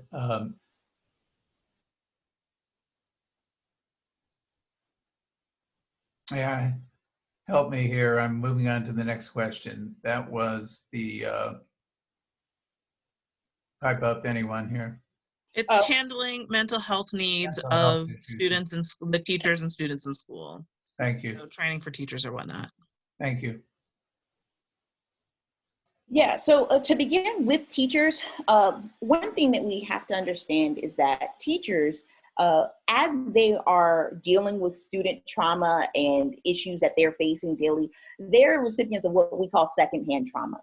And that often goes unchecked to where teachers are not receiving any mental health supports. They're just pushing through for the sake of their students. And so one thing that I would do if I were elected to the Board of Education, I would require that we create a wellness plan for educators. This is something that I see in districts across the nation as I travel, but really understanding what do teachers need to feel safe in order to feel recuperated and rejuvenated, and so that they can work with their students and be their whole selves and show up as their whole selves. Some things that I've done as an instructional leader, I've worked with a school to develop mindfulness days where teachers, instead of a staff meeting, go on a walk with a colleague they don't normally talk to and really get a chance to unload and talk about some of the issues and the problems that they're facing. Really providing those spaces through wellness programs that are targeted toward teachers and administrators. Because let's be honest, administrators are feeling the brunt of this as well. For students, again, we talked about a $1 billion budget, of almost $4 billion budget. And I will say, understanding budgets, that is wonderful. But when we're talking about budget accountability, it really matters thinking about values as you look at things. And without that context, it's really just, looking at a computer machine. We need to have people that have values in looking at budgets to prioritize and hold people accountable. And so one of the things that we should hold accountable is providing school psychologists, lessening the load of school counselors so they can actually do the work of counseling, hiring a test coordinator so that we don't have to also dump that onto the school counselor. School counselors can't work with children day to day and provide some of those resources because they're inundated with standardized testing and working on those different assets. So those are all some of the things that I would mention. Mr. Ali. So going back to the budget of the county for the schools, it's about a little bit over 2.1 billion. And the whole budget of Kirwan Commission is 3.9 billion for the whole state. So with this money, basically number 2 point, when this study was done from 2016 to recently, it was to increase the standards to become a teacher and raising teacher salaries. Now, this part, it's basically to train the teachers.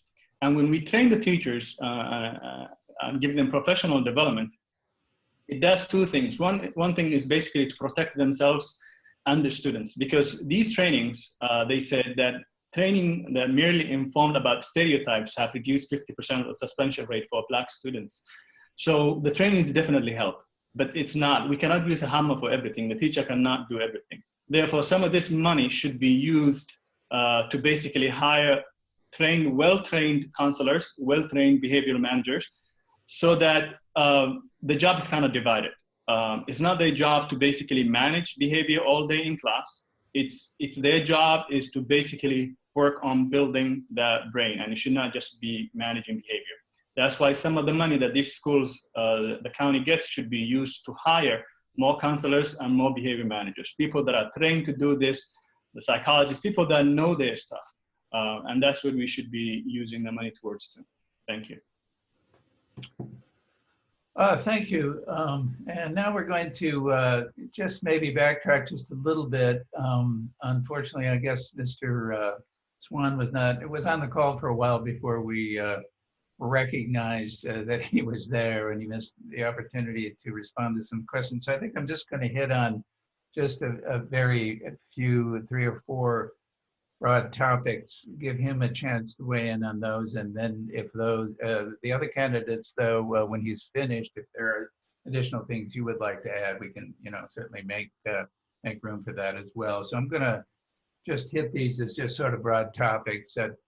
Here's one: technology in the schools.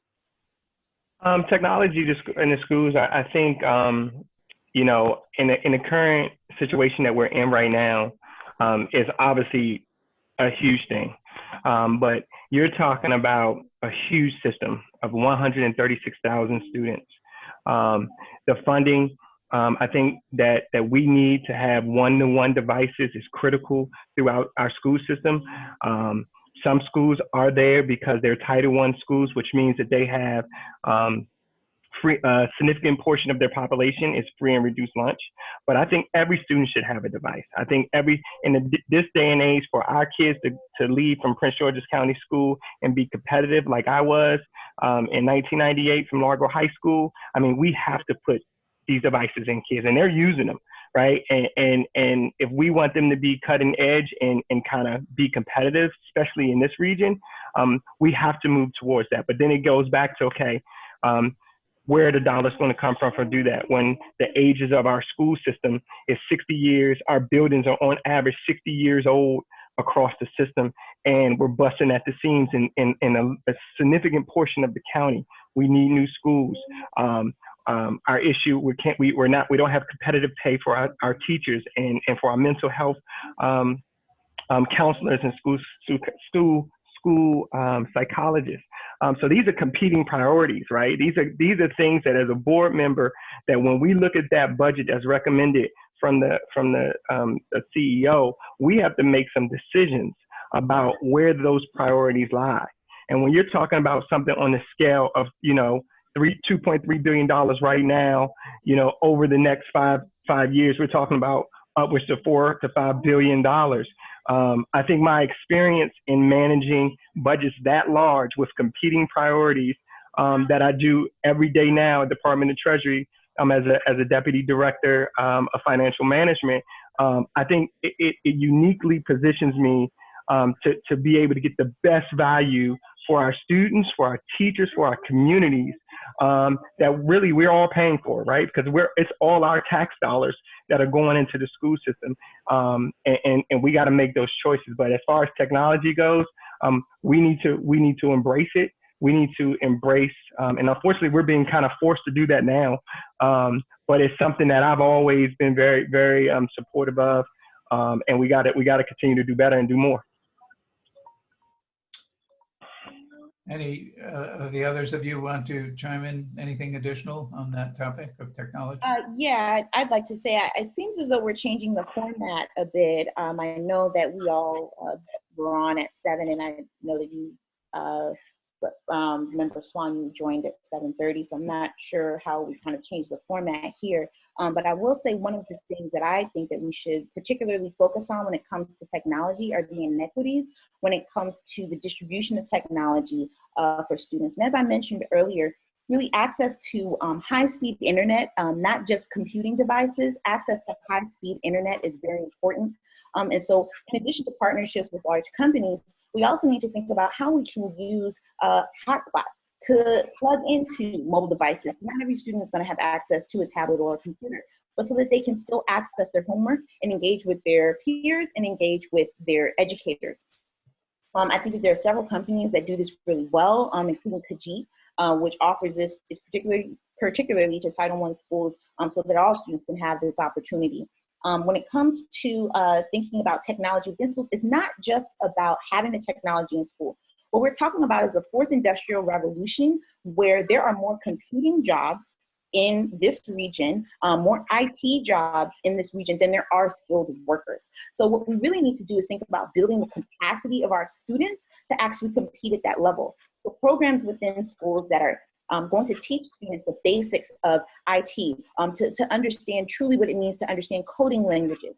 This coding for all really means coding for all. This is something, in addition to teaching a second language, all students need to know a programming language in order to really survive in a society that's moving towards cloud computing in all aspects of our lives. And so what I will say is that technology, there is the hardware. There's the issue of high-speed internet, but then there's also digital literacy. And what does it mean to be digitally literate? I'm talking to teachers who are working with high school students who are sending emails for the first time and putting the entire email in the subject line. Okay, so what I'm saying is digital literacy coupled with technology is what we really need to think about, and how each school can have a plan to ensure that all students are digitally literate. Just a couple of other broad topics that I want to give. We want to give Mr. Swan a chance to weigh in on. Should I chime in? Oh, Should I chime in? Yeah, go ahead. Sure. Yeah. So with the technology we talked about in the classroom, my dissertation study was correlational study.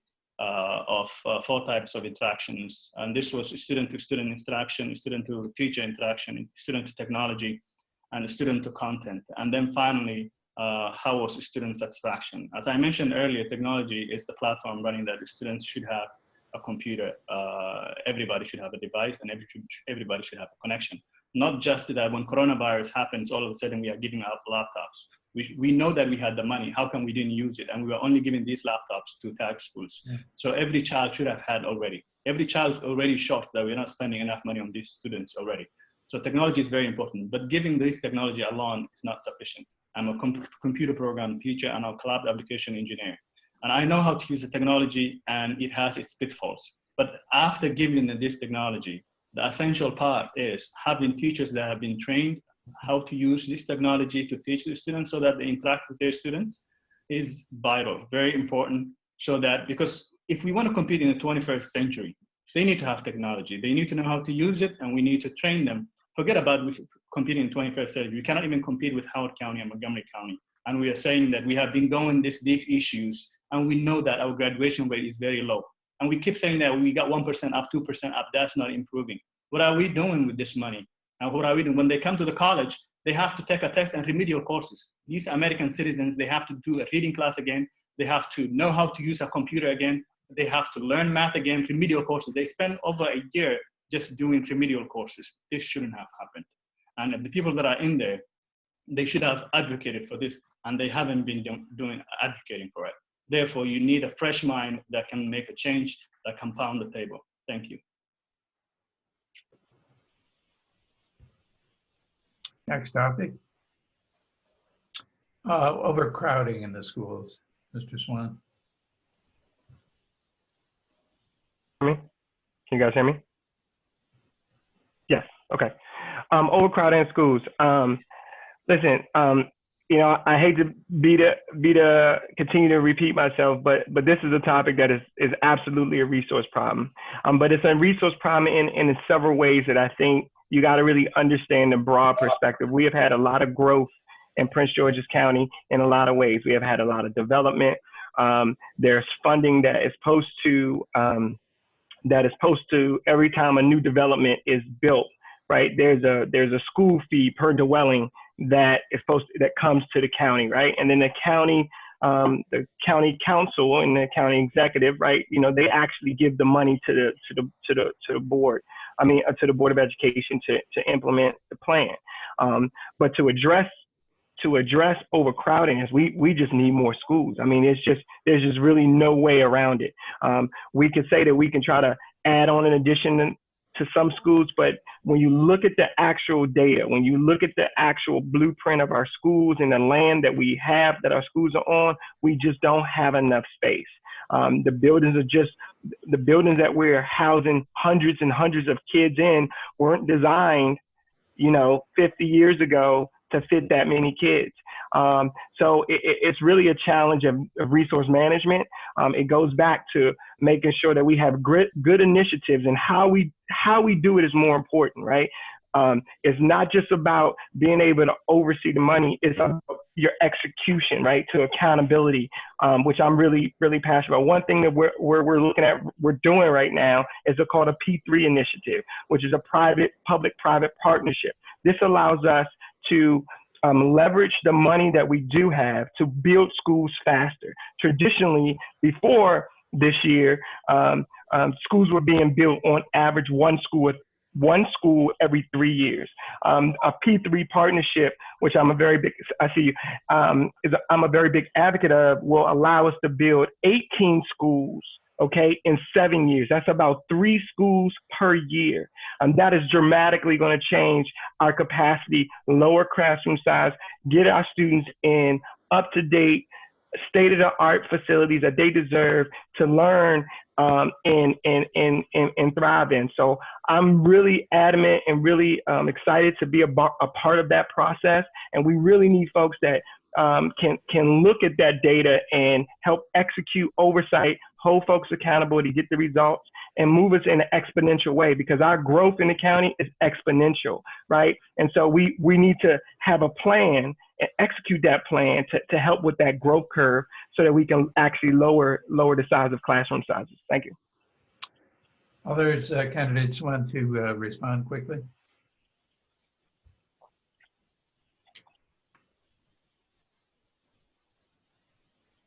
Well, you know, there's a concern in terms of what do we do now? If we're looking at 7 years from now, then we may have 3 schools built. We would have lost basically this generation that we have in our schools right now. And so we have to begin to, while we're looking at the public-private partnerships, we need to look at some resources. And as I mentioned earlier, trying to come up with some creative ways of what we can do right now with the space that we have within us right now. And that's just one of my recommendations. We just need to all try to come to the table, all of the different disciplines, and try to figure out something or a way that we can address this concern right now. Because I don't think that there are any schools, and Mr. Swan, you can probably correct me, that are slated for District 4 within this first cycle of new schools. Oh no, absolutely. We're getting a brand new middle school, Glenarm Middle School should be breaking ground any minute now, and so that should be delivered in the next 18 to 24 months, and we're really excited about it. So what do we do now about our elementary schools where, for instance, one school I can think of that is already 200 students over capacity? We're talking about elementary schools before we can even get to our middle school. I mean, I'm just posing a question, not to you necessarily, but these are some of the concerns that we have going on right now. So we need to begin to kind of look at what can we do with what we have right now. I don't know if you want me to answer that. I can, but I want to be respectful to the moderators because I came in late and I don't want to. Mr. Swan, I think we're gonna have to keep moving on. And maybe address this later. That's fine. Let the other 2 candidates respond quickly here then.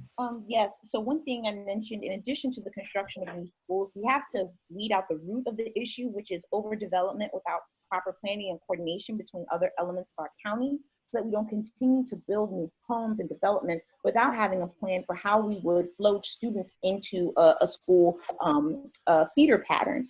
In addition to that, I think that accountability shows up with the P3 partnership and thinking about who, not just awarding contracts to people that are friends of what have you. We have to worry about creating jobs for local people that live in Prince George's County that work in our local unions and organizations and companies that are from Prince George's County. And thinking about accountability and spending, ensuring that we're getting the right pricing for the different contracts that will be made to build these schools, and not being overcharged and wasteful and really misusing our taxpaying dollars and building outside of the means that have been allocated. Thank you. I think our candidate Ali had to sign off, so he's no longer with us. Oh no, he's here, Paul. Sorry. He is here. Okay, I've been misinformed on that. Okay, Mr. Ali, do you want to add anything? Sure. Yeah, I got disconnected. Maybe the meeting got longer than it was originally scheduled. I don't know. So, as far as overcrowding, I talked about it earlier, and we repeat it again. With the P3 partnership, we don't have a choice. Annapolis already decided that we will be building schools. But because of this $3.9 billion that need to be divided throughout the state, some of that money can be used to build more schools and improve. But then again, who are we giving this contract? This is an essential point that was just made.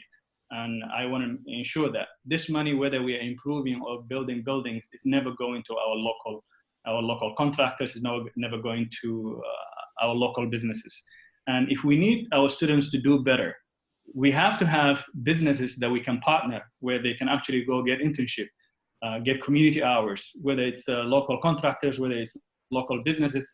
Therefore, we need to be considering this. This is very, very important. remember, the first thing is first, and we are going to truly, if we are going to truly focus on one thing, it has to be improving the students' lives. And how do we improve that? Partnering them with local businesses, with the local contractors. We already said that building these schools, we don't have a choice as far as building these schools, but use this money to hire more teachers, people that are qualified. This is what we need to do. But the thing is, we are already short $600 million what we're supposed to get, and we don't have that money.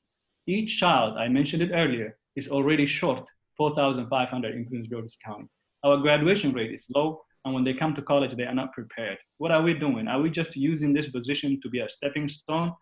So definitely, we need to improve as far as overcrowding, reduce the classes. And unless somebody yells and pounds tables and say, we definitely need to do this, it's not going to work. Thank you. Thank you. So we have one more question that was asked before, and just as sort of so we can get Mr. Swan's view. And this, I'll make this kind of a combination question, and we'll ask everybody just to limit their comments to 1 minute here. This would be, are you in favor of community schools? And what about programs to, I'm scrolling back to the question about LBG, yes, a proposal to run a pilot program for training for educators to be welcoming to LGBTQ students, families, faculty, and staff. So it's kind of it's a dual question here, and I know there's not a lot of time, but those two topics, and Mr. Swan, and then the others continue. Yeah, absolutely. So community schools, I'm very supportive of. I think the wraparound services that go along with community schools and the resources that are there to support our parents who need additional support because of the situation that they may be in, I'm a huge supporter of it. I've personally been involved with these community schools that we currently do have, and the Kirwan Commission is going to allow us to even further expand it. It's a tremendous, I'm trying to be brief, but it's a tremendous, I think, value to our communities to have community schools, but it goes back to execution. How are we executing it? Where are we spending the dollars? Then every community school is a little different based off the community that is serving, and being able to have that accountability, but flexibility at the same time to meet the needs of that community, I think is critical. Welcoming schools is a must. You know, I think welcoming schools is something that as a community, as a county, we have to do. We have to train our teachers. We have to we have to approve. One thing I'll just quickly say that I just recently approved with my board members a few sessions ago, a pilot program that will help train our teachers and our staff about welcoming schools and their responsibility in that process. And so I'm a huge supporter of welcoming schools and anything that I can do, and I can go through some more things, but I'm trying to be respectful of time. But just know that I'm a huge advocate. It's one of the things that's on my platform as a priority for me. Others want to chime in very quickly on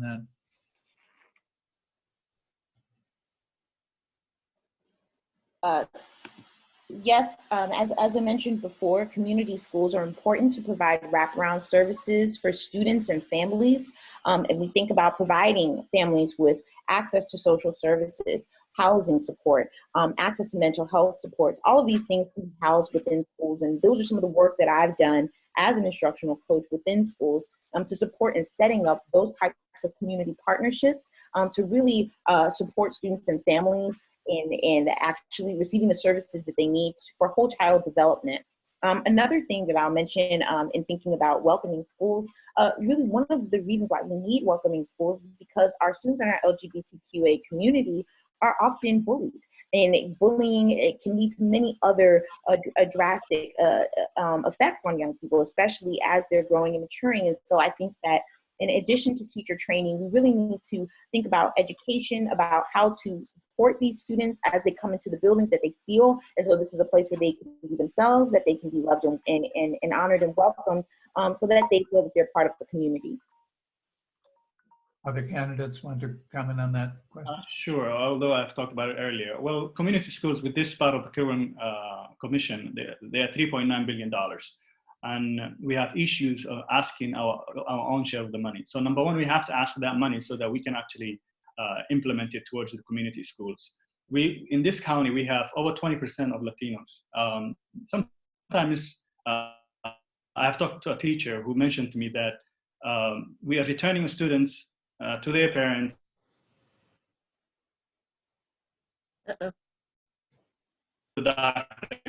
And come back. Sometimes they don't have anybody explaining to them. So, and these are just 20% on for Latinos, and then we have other minorities that live. So we have over 30% that are immigrants here. So it was a big, and they allocated money for it. All we have to do is ask for it and implement it. We are having issues and asking for our own money. We're already short 600 million. So we need to ask this, when this money comes, we shouldn't be sitting around and thinking about the next position that we move on. We should be asking what's right for the community. We should be representing the community that voted for us. Thank you. This is the first time I think I went over. Okay, and we do have, there's one more question to that I think will serve as kind of a closing statement, actually, the response to this for all of you. So let's run with that, and that will end the evening for us. And we'll just start back at the top of the alphabet for this. The question is, I've wondered how such a wealthy county, politically, economically, and in human capital, has such an inconsistent education system. Are there institutional issues of old thinking, and could this issue be resolved with fresh faces on the board? And I will ask you to limit yourself to just a minute on this. I know it's not a lot of time, but go ahead, Ms. Adams Stafford. Oops, I think she's been. I think when we look across the nation at communities of color, majority minority communities, and this is what I do day to day, we see that communities are sorely underfunded. And this is a result of structural and institutionalized racism, in which we see that the per student spending, as some of the candidates here have mentioned as well, is much lower. And this actually also translates to the expectations that we have for students. We know that students of color are 3 times less likely to receive on-grade level work than their white counterparts. Okay, and so when we think about what we're seeing here in the county, and the fact that for a long time, not having elected members of Board of Education, where people are not able to have their voice heard adequately, and people are beholden to others and not necessarily to the people, that can also lead to some of the issues that we've seen in the past. I think particularly about when we lost the Head Start allocation. That was one example of how we really were, just an example of negligence. And I think that fresh faces can bring fresh ideas, perspectives, and ideas to our county. Thank you, Mr. Ali. So yes, the question is correct, that there is all politics that's there, that's not fighting for our community. Because Montgomery County, they are getting, Howard County, they are getting more than their share. Each child, they're getting $2,500 extra of what they're supposed to get. While our representatives cannot even get us the money that we're supposed to get, which is, we are already short $4,500 each child. Now, of course, like you said, there isn't all politics there. Now, to give you an idea, there are what, 13, there are 14 members in education board. 9 of them are elected, right? Which means what? 5 of them are appointed. Now, 1 person out of the 9 is already appointed and then run for the position, and he was elected. So that makes it what? 6 of them, correct? Now, if you elect now another one that's nominated, that makes it what? 7. So you have 7 that are nominated and 7 that are elected. All they need is 1 more vote anytime there's any issue or policy that's brought to the table. Therefore, what I'm saying is we need fresh faces, everybody to be elected. And that's why the platform that I'm running for, fresh faces, fresh ideas. And yes, we are fighting for our rights. Thank you. Ms. Simmons. We always need fresh faces and fresh ideas, along with seasoned faces and seasoned ideas. And when you have both groups coming together collaboratively, I think that, you know, you're able to really move forth with, you know, progress. Thank you. And Mr. Swan? Yes, can you guys hear me? Can you guys hear me? Awesome. I think that the issue of our school system has been the lack of funding. I believe that I am a new face. I think the reason that I've been selected, I was appointed to finish the last year of the previous board member's term, is because I have the experience. I have the leadership ability. I'm a servant leader. I'm engaged. I think a problem with our system is that you have board members, whether they're elected or appointed, that are not engaged with their communities. They're not visiting the schools. They're not touring the schools. They're not sitting with parents. They're not sitting with me. As a parent of two sons in Prince George's County School, I haven't once met or even went to a meeting, a PTA meeting where my board member attended or my civic association. We need leaders. We need servant leaders that are going to be engaged with our community, so that when they're making decisions at the Board of Education, that they're making them on behalf of the constituents that they represent. And I know I'm that person. As a Marine Corps veteran, I hold myself with the highest integrity, honor, and courage, and that's what I live by. That's why I think that that I'm the best candidate for this role. But more importantly, we have to execute. We have to execute on the plan. And unfortunately, I believe that the previous administrations have done good jobs and bad jobs. But at the end of the day, where we go from here, especially as it relates to the Kirwan Commission and the Build to Learn Act, we're going to need to execute on some in a significant way, in a very different way than we ever done before. And that's going to require a different type of experience, which I think I bring very uniquely in this particular election. So thank you. Well, thanks to all of you. That will wrap up our session for tonight. I just want to read actually a terrific comment that just came up in the Zoom group chat, and I think it speaks for me, and I hope others. I quote, "We are fortunate to have such a field of well-qualified candidates. Thanks to all of you, and hopefully you will continue to aid our county." And I think that certainly speaks for me, and really sums things up in a good way. And I guess we can, you know, virtually clap or something here for all of you. And we do have, I hope you can stand for a moment. We do have a couple of organization Progressive Chevrolet announcements. And without further ado, I'm going to turn it over to our co-chair, Joyce, Karen, yes, Joyce, Karen Moe. This is Karen Moe. Karen?